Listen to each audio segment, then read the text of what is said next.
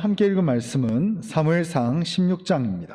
사무엘상 16장 10절부터 13절까지 말씀 우리 같이 한번 읽겠습니다. 시작. 이새가 그의 아들 7을 다 사무엘 앞으로 지나가게 하사 사무엘이 이새에게 이르되 여호와께서 이들을 택하지 아니하셨느니라 하고, 또 사무엘이 이새에게 이르되 내 아들들이 다 여기 있느냐? 이새가 이르되 아직 막내가 남았는데 그는 양을 지키나이다.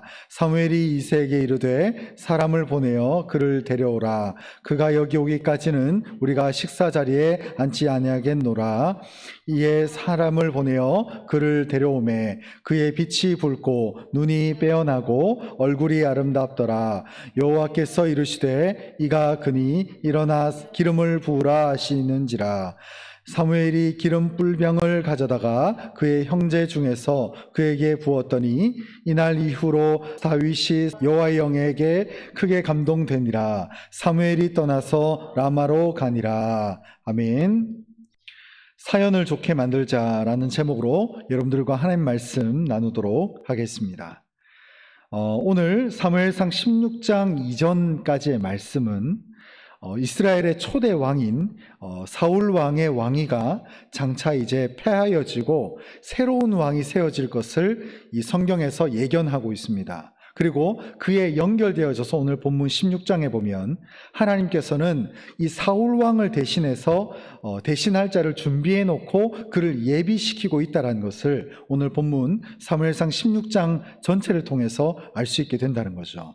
그래서 이러한 본문은 먼저 하나님의 지시를 받은 사무엘이 있었습니다. 이 사무엘 선지자가 초대 왕인 사울 왕을 내가 폐할 것이다. 그리고 사울 왕 그 다음에 예비할 자가 있으니까 너는 그 자를 준비할 만반의 준비를 해라라고 하는 하나님의 음성을 듣게 됩니다.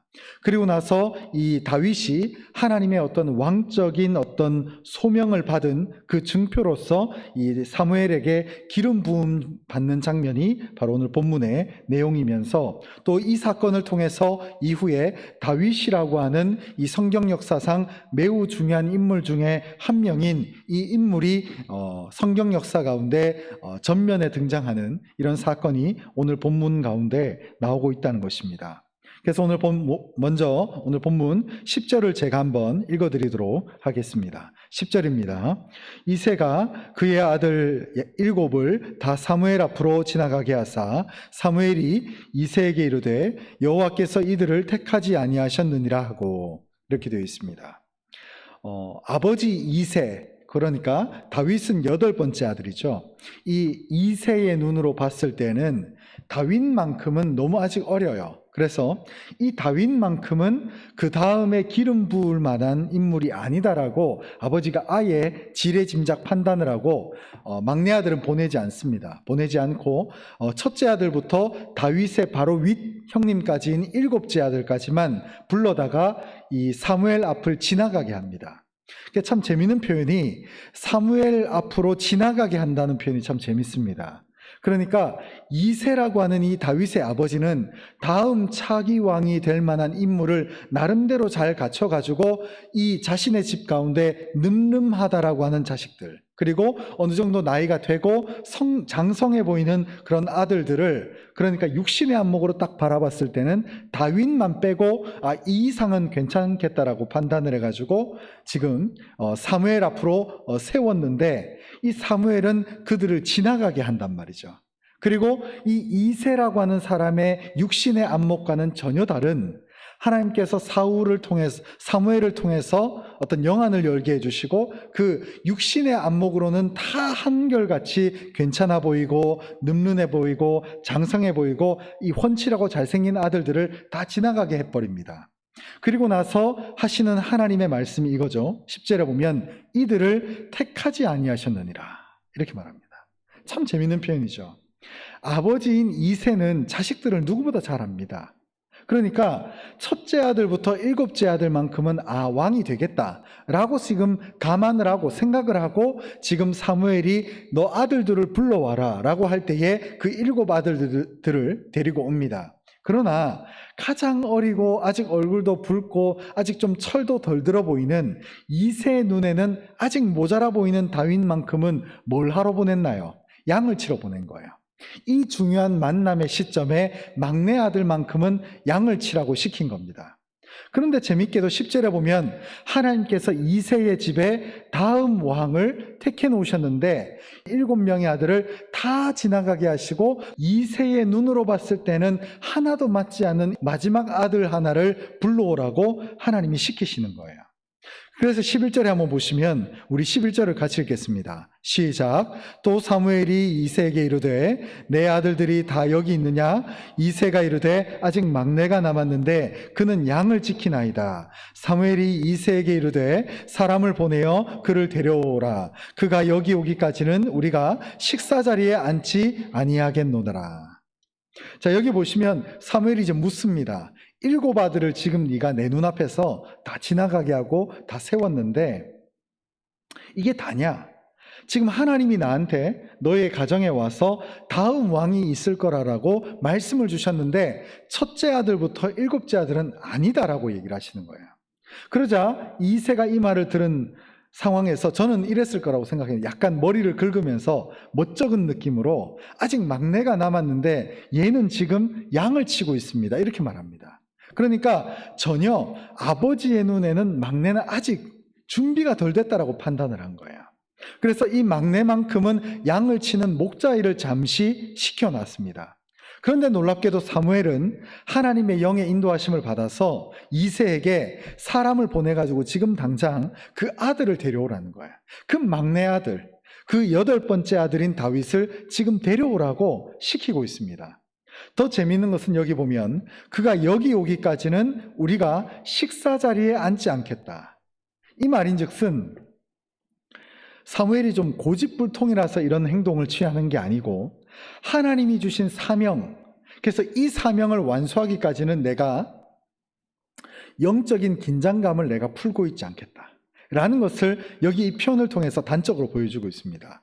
특별히 여기서 앉는다는 표현은 둥그렇게 앉아 있는 거거든요. 그래서 둥그렇게 앉아서 옛날에는 그 고대 로마 사회도 그렇고 이때 당시 이스라엘 사람들도 장판 같은 걸 이렇게 좀 쌓아놓고 팔꿈치를 한쪽으로 이렇게 거치한 다음에 오른발 왼발을 옆으로 해서 옆으로 눕는 상태에서 음식을 먹습니다. 이런 식으로 앉는다는 것을 둥그렇게 둘러앉아서 옆으로 눕는다 이런 뜻이 이 단어 속에 숨겨져 있는데 이 당시에 유대 식사 습관대로 앉아서 내가 밥 먹기를 하지를 않겠다라고 단언하고 있는 이 사무엘의 모습을 보게 된다는 것이죠. 그러자 이제 12절에 보면 이런 상황이 벌어지게 됩니다. 이에 사람을 보내어 그를 데려오매 그의 빛이 붉고 눈이 빼어나고 얼굴이 아름답더라. 여호와께서 이르시되 이가 그니 일어나 기름을 부으라 하시니라. 이렇게 되어 있습니다. 그래서 사람을 보내가지고 재빨리 8번째 아들이었던 다윗을 사무엘 앞으로 데리고 옵니다. 그래서 딱 세워놓으니까 여기 표현이 보면은 꽤 멋있게 그려져 있습니다만은 사실 원어상으로 의미를 정확하게 보면 아직 20살이 덜 된 청년이 아닌 사춘기쯤 되는 다윗의 얼굴을 우리가 보고 있다는 거예요. 그래서 얼굴이 좀 붉고 눈이 빼어나고 얼굴이 아름답더라라는 말은 아직 어여쁜 얼굴이 조금 남아있는 완전한 어른으로는 성장하지 못한 형태의 다윗의 모습을 지금 묘사하고 있는 거지. 여기 보면 눈이 빼어나고 얼굴이 아름답다라고 해서 정말 뭐 잘생기고 어떤 왕이 될 만한 그릇이다라는 느낌보다는 조금 더 아직 남성인지 여성인지 아직 애들이 자랄 때는 크게 분간이 안 되잖아요. 그런 것처럼 아직 왕성한 남성미가 풍겨나기에는 조금 어린 그런 느낌을 지금 이 성경에서 말하고 있다는 거예요. 그러니까 엄밀히 말하면 20살이 덜 된 사춘기쯤의 소년을 얘기하는 겁니다. 그래서 이 다윗이 얼굴을 딱 봤는데 눈이 빼어나고 얼굴이 아름다울 정도로 이런 얼굴을 하고 있으니까 여호와께서 사무엘의 마음에 감동을 주시는 거예요. 참 멋있죠, 그죠? 이가 그다. 참 우리의 삶도 이렇게 돌아보면 이가 그다라고 말할 만큼 하나님이 이렇게 딱 이렇게 말씀해 주시면 얼마나 좋을까라는 생각이 간혹 들기도 하죠. 그래서 이가 그니 일어나 기름을 부으라 하시니라. 그래서 사무엘이 잠시 주저하고 있다가 다시 일어나서 다윗을 보자마자 그의 머리에 기름을 붓습니다.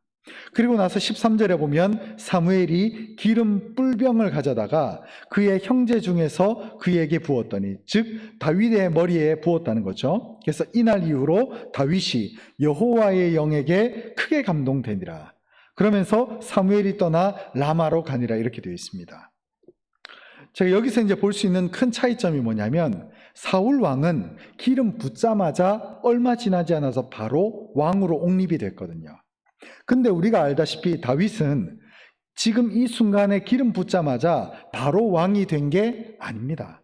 지금 아직 10대예요. 10대 청소년인데 이때 10대 청소년인 다윗이 여러 가지 우여곡절을 겪습니다. 그래서 정확하게 헤브론이라고 하는 지역, 그러니까 이스라엘을 전체로 따지면 남쪽과 북쪽이 있는데 남쪽에서 주요 지역 중에 하나였던 곳이 바로 헤브론인데, 그 헤브론에서 왕이 되려면 10여 년이나 더 기다린 다음에 다윗이 왕이 됩니다. 그러나 놀랍게도 이스라엘 전체 왕으로서는 아니고 남쪽의 지파였던 유다 지파만을 중심으로 다윗이 겨우 왕 생활을 했습니다. 그러다가 7년 6개월이 더 지난 다음에 한참이 지나서야 다윗은 이스라엘 전체, 이제 북쪽까지 다스리는 그런 전체의 왕으로 등극한단 말이죠. 여기서 보면 다윗은요, 여러 가지 우여곡절이 있습니다. 우리가 간혹 살다 보면 착각하는 것 중에 하나가, 어떤 일이 잘 되려면 만사형통해야 된다. 물론 우리 찬양에도 만사형통이란 말이 있죠. 그러나 성경이 말하는 것과 세상이 말하는 것은 조금 다릅니다. 이 세상이 말하는 만사형통은 하나도 막히는 것이 없고 하나도 거침이 없고 모든 것이 순탄하면 다 잘 된다라고 생각하는 생각이 있는데, 꼭 그렇지만 않다는 것을 오늘 본문은 보여주고 있다는 거예요. 사실 제가 오늘 설교 제목을 사연을 좋게 만들자라고 말씀을 드렸는데, 어떻게 보면 다윗은 억울합니다. 시작할 때부터. 왜 그러냐? 자신의 바로 위의 형님까지 사무엘이 다음 왕을 뽑으러 왔는데 자기만 쏙 빼놓고 형님들을 다 집에 결집시켜 놓은 거예요. 아무리 얘가 눈치가 없어도 어느 정도 상황만 보면 어른들의 잔치구나라는 것을 대번에 안단 말이죠. 그래서 왜 나만 왕따 시키지? 어떻게 보면 억울할 수도 있는 그런 상황이 다윗에게 주어졌단 말이죠.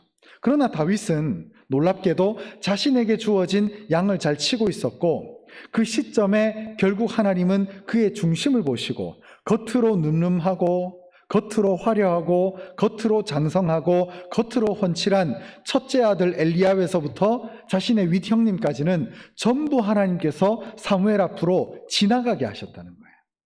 여러분, 육신의 안목과 하나님의 영적인 안목은 이렇게 다릅니다. 사람의 육신의 안목으로 봤을 때는 엘리압 그 장자, 기가 막히네. 인물도 좋고 장성하고 성품도 온화해 보이고 다 좋은데 하나님의 중심에는 그가 아니었다는 거예요. 그래서 그 아니다라고 하는 것을 첫째 아들에서부터 일곱째 아들까지 내리보내버리시는 거예요. 그래서 아까 오늘 말씀 그죠? 10절 말씀처럼 그 사무엘 앞에서 지나가게 하신다는 거예요. 지나가게 하신다. 그리고 예상치 못했던 이새가 완전히 잘못 판단했던 자신의 그 꽁지 막내 아들, 그 다윗을 불러오게 되는 역사가 이 상황 가운데 나타나게 된다는 거죠. 그리고 이 상황 가운데 사무엘은 그저 막연하게 자신이 먹으면서 이 지금 막내 아들을 기다리는 것이 아니라 허기가 지고 식사 시간이 왔음에도 불구하고 하나님이 주신 이 사명, 하나님이 나를 왜 이 이새의 집에 불렀는가 하는 확실한 사명이 이루어지기 전까지는 내가 식사하지 않겠다. 이것은 사무엘이 고집불통이고 이 자신의 고집이 이루어지면 안 되는 이런 성격의 사람이 아니라 하나님의 일이 이루어지기 전까지는 내가 기다리겠다라고 하는 이런 어떤 영적인 뚝심을 보여주고 있다는 거예요. 그리고 나서 다윗이 등장했을 때 하나님이 사무엘에게 말씀하시죠. 이가 그다. 이 사람이 사울 왕을 이을 차기 왕이다 라고 하고 세우는 것이고, 그리고 이후에 다윗은 우여곡절 가운데 기름을 받았음에도 불구하고 바로 왕이 되는 게 아니라 10여 년을 기다리고, 당시 이스라엘에서는 최소 30살이 넘어야 공직에 진출할 수 있었습니다. 그러니까 이때 다윗의 나이가 10대였으면, 청소년이었으면 최소 왕이 되려고 했더라도 10년 이상은 됐어야 이 다윗이 왕이 될 수 있었죠. 그래서 헤브론에서 왕이 되는 10여 년 이상의 시간이 필요했고, 그리고 헤브론에서 왕이 되고 나서도 7년 6개월이나 뒤에 이스라엘 전체를 다스릴 수 있는, 비로소 그제서야 정통성을 가지고 있는 왕이 될 수 있는 신분을 가졌다는 거예요. 자, 이 상황을 통해서 보면 사울 왕에 비하면 다윗은 뭐가 자꾸 걸려요. 기름 부을 때도 자꾸 걸리고, 뭐가 이렇게 한 번에 일이 진행되지 않고, 그리고 또 왕이 됐는데도 남쪽만 다스리는 그런 헤브론의 왕으로만 세워졌지 이스라엘 전체의 왕은 아직 아닌 거야. 그래서 북쪽에 있는 사람들은, 그 사울 왕을 옹립했던 그런 지파 사람들은, 특히 베냐민 지파 사람들은 다윗을 싫어했어요. 아직 사울 왕이 건재하고 아직 사울의 가족과 그의 아들들의 세력이 건재한데 네가 뭔데 왕이냐, 이런 식으로 다윗을 부정했어요. 다윗은 우여곡절이 많았습니다. 그리고 한참 뒤에나 왕이 됐어요. 그러면 다윗도 어떻게 보면 중간에 흔들렸을지도 모르겠습니다. 혼자 마음으로는 내가 왜 이렇게 일이 빨리 일사천리로 진행되지 않을까? 왜 이렇게 일이 걸리고 또 막히고 또 우회하고 또 때로는 돌아가고 왜 이럴까? 라는 생각을 다윗은 했을지도 모르겠습니다. 그러나 놀랍게도 다윗은 이런 방구, 하나님의 온전한 기름 부음 받은 자로서 그가 왕이 되기 전까지 이런 방구, 이 상황에 대해서 불평불만하는 것을 성경에 한 번도 본 적이 없어요. 자, 그러면 우리의 삶으로 한번 돌아와서 생각해 보면 우리의 삶 가운데도 마찬가지로 사연이 있단 말이죠. 사연. 때로는 좋은 사연들도 있지만 때로는 슬프고 막히고 어려운 사연들이 다 존재합니다. 그러나 우리가 명심해야 될 것은 하나님의 역사를 믿는 거예요. 우리가 최초의 약속을 잊어버리는 경우가 많습니다. 오늘 본문에도 보면 사울 왕이 아직도 건재할 그때에 하나님은 선지자 사무엘을 통해서 자신의 머리에 기름을 붓게 하는 은혜를 베푸셨어요. 그 상황을 통해서 다윗은 그 사실, 그 하나님의 최초 약속을 믿고 기다리는 은혜가 우리의 삶 가운데 필요하다는 것을 알 수 있습니다. 수요예배 때 보면 지금 계속 아브라함에 대해서 우리가 말씀을 묵상하고 있는데, 이 아브라함은 최초의 약속을 자꾸 잊어버려요.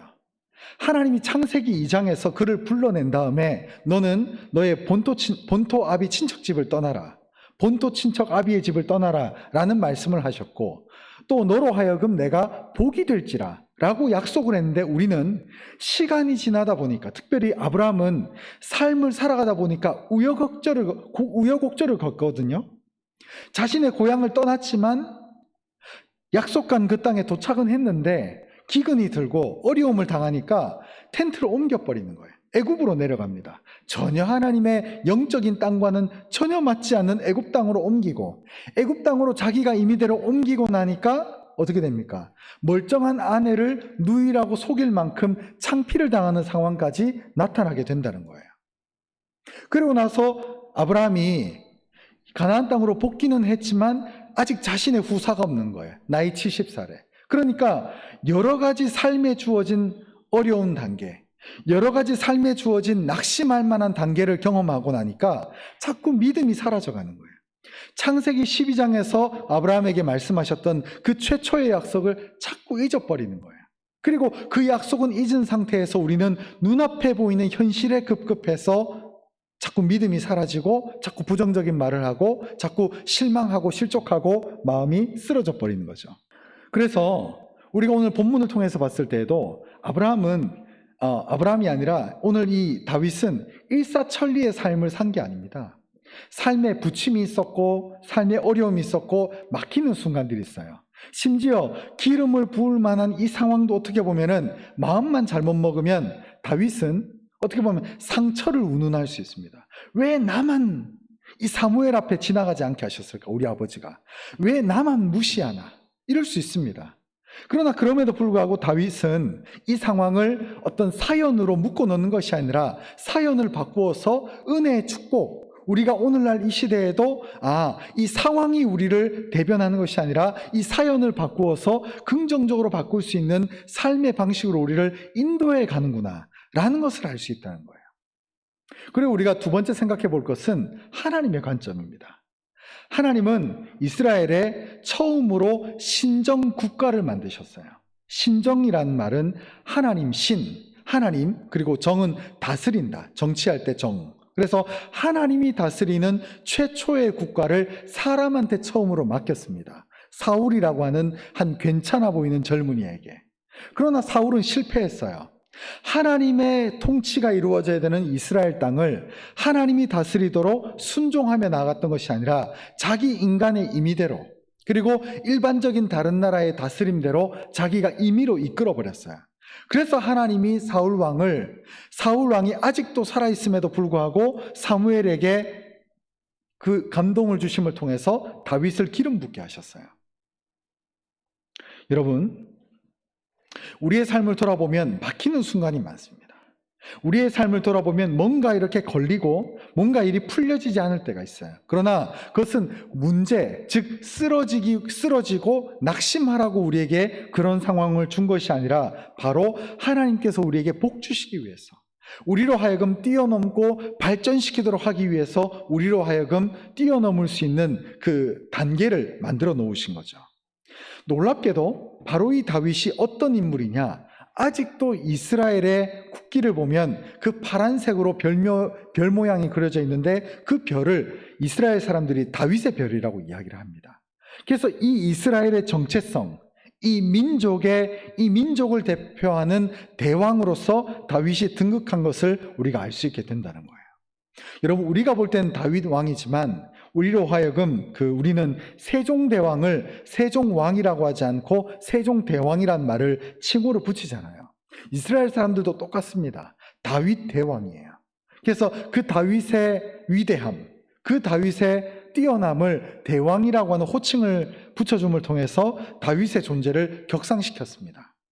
여러분, 다윗은 부침이 많았어요.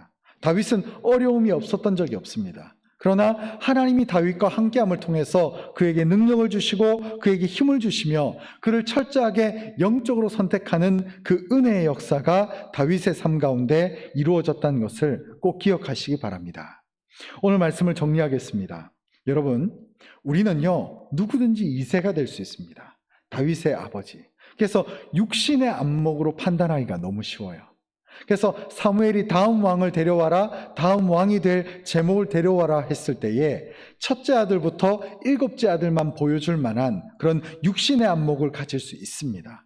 그러나 우리가 명심해야 될 것은 우리가 영적인 안목을 뛰어넘어서 2세에서 사무엘의 영적인 관점으로 우리가 더욱더 발전되어져야 된다는 거죠. 그래서 이 사무엘이 이 2세 집에 앉아 있다가 지금 저 집 문 앞에서 다윗이 들어온 것을 보자마자 하나님께서 감동을 주시죠. 이가 그다. 여러분, 이 음성을 듣는 것은 하루아침에 이루어지는 것이 아닙니다. 하나님께 끊임없이 기도하고 하나님께 부르짖으며 하나님의 응답이 이루어지는 것을 경험한 그 관계를 가진 사람만이 누리는 그 은혜의 역사라는 것을 꼭 기억하시기 바랍니다. 그리고 마지막으로 또 하나, 오늘 이 사무엘이 자신의 사명이 이루어지고 완수되기 전까지 오늘 11절 말미에 보면 식사 자리에 앉지 아니하겠노라 라는 말을 한다는 것이죠.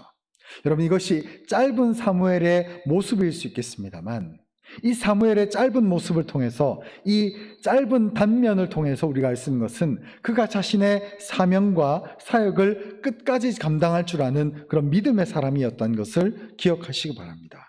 그래서 우리는 우리에게 주어진 사연들, 우리의 삶에 주어진 여러 가지 이야기들이 있습니다만 우리는 끊임없이 하나님을 의지하며 우리의 사명을 잘 감당하고 육신의 안목으로 모든 것들을 판단하는 것이 아니라 하나님의 영적인 그 부어주시는 은혜와 축복 가운데 모든 것을 분별하며 바르게 우리의 삶을 꾸려나갈 수 있는 우리 모두가 될 수 있었으면 좋겠습니다.